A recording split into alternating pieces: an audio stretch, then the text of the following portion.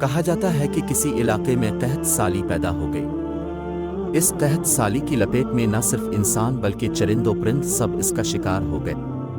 مویشی مالکان بے حد پریشان تھے۔ اس دوران ایک مسجد کے مولوی نے جمعہ کے خطبے میں نہایت یقین کے ساتھ یہ بات بتائی کہ اللہ کا نام لے کر یعنی بسم اللہ پڑھ کر دریا کو حکم دیا جائے تو وہ بھی نافرمانی نہیں کرتا۔ خطبہ سننے والوں میں ایک چرواہا بھی موجود تھا۔ مولوی کی یہ بات اس کے دل میں اتر گئی اور اس بات پر اس کا یقین کامل ہو گیا۔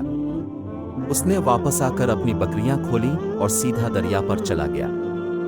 اونچی آواز سے بسم اللہ الرحمن الرحیم پڑھا اور دریا کو کہا وہ اپنی بکریاں چروانے کے لیے دوسرے پار جانا چاہتا ہے اور اسے کہا کہ مجھے اپنے اوپر سے گزرنے دے۔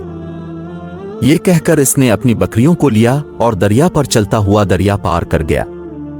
دریا کے دوسری طرف کا علاقہ گھاس سے بھرا پڑا ہوا، درختوں کے پتے بھی سلامت تھے کیونکہ کسی کو یہاں تک آنے کی رسائی نہیں تھی۔ اس نے خوب اچھی طرح اپنی بکریوں کو سیر کروایا اور واپس لوٹ آیا۔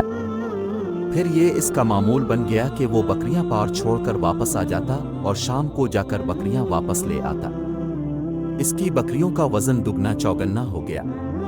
لوگ چونک گئے اور اس سے پوچھا کہ وہ اپنی بکریوں کو کیا کھلاتا ہے۔ وہ سیدھا سادھا اور صاف دل نوجوان تھا۔ اس نے صاف صاف بات بتا دی کہ جناب میں تو بسم اللہ الرحمن الرحیم پڑھ کر دریا پر چل کر اپنی بکریاں دوسری طرف چروانے لے جاتا ہوں۔ یہ بات سب نے سنی مگر کسی نے اس چرواہے کی بات پر یقین نہیں کیا کیونکہ یہ ناقابل یقین بات تھی۔ مگر بات ہوتے ہوتے مولوی صاحب کے پاس پہنچ گئے۔ مولوی صاحب نے اس چرواہے کو بلایا اور سارا ماجرا پوچھا۔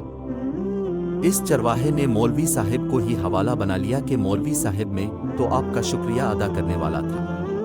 اپنے جمعہ کے خطبے میں جو نسخہ بتایا تھا کہ بسم اللہ کہہ کر دریا کو بھی حکم دو تو وہ بھی انکار نہیں کرتا، تو میں تو بس آپ کے نسخے پر ہی عمل کر رہا ہوں۔ مولوی صاحب حیرت سے اس کے چہرے کو دیکھتے رہے۔ مولوی صاحب نے کہا بھائی صاحب ایسی باتیں تو ہم ہر جمعہ میں کرتے ہیں، فقط ان کا مقصد لوگوں کا ایمان بنانا ہوتا ہے۔ مگر بکریوں والا ڈٹا رہا کہ میں تو بس بسم اللہ کہہ کر پانی پر چلتا ہوں اور بکریوں سمیت پانی پار چلا جاتا ہوں۔ آخر کار مولوی صاحب نے صبح خود یہ تجربہ کرنے کی ٹھانی، جسے دیکھنے چرواہے سمیت پورا علاقہ بھی آ گیا۔ مجمع زیادہ تھا۔ مولوی صاحب نے ایک دو بار سوچا کہ انکار کر دوں کہ کہیں ڈوب نہ جاؤں، مگر وہ جو مولوی صاحب کو کندھے پر اٹھا کر لائے تھے اب بھی جوش و خروش سے اللہ اکبر کے نعرے لگا رہے تھے اور مولوی صاحب کے حق میں تعریفیں کر رہے تھے۔ آخر کار مولوی صاحب نے اپنے ڈر کو دور کرنے کے لیے ایک رسہ منگوایا۔ پہلے اسے ایک درخت کے ساتھ باندھا، پھر اپنی کمر کے ساتھ باندھا، پھر ڈرتے ڈرتے ڈھیلا ڈھالا بسم اللہ پڑھا اور دریا پر چلنا شروع ہو گئے۔ مگر پہلا پاؤں ہی رکھا تھا کہ پانی میں گر گئے۔ مولوی صاحب ڈوبکیاں کھانے لگے اور پانی کے بہاؤ میں بہنا شروع ہو گئے۔ لوگوں نے کھینچ کھینچ کر باہر نکالا۔ مولوی صاحب کی اس حرکت نے چرواہے کو پریشان کر دیا کہ مولوی صاحب کی بسم اللہ کو یہ کیا ہو گیا ہے، کیونکہ اس کا یہ روز کا معمول تھا۔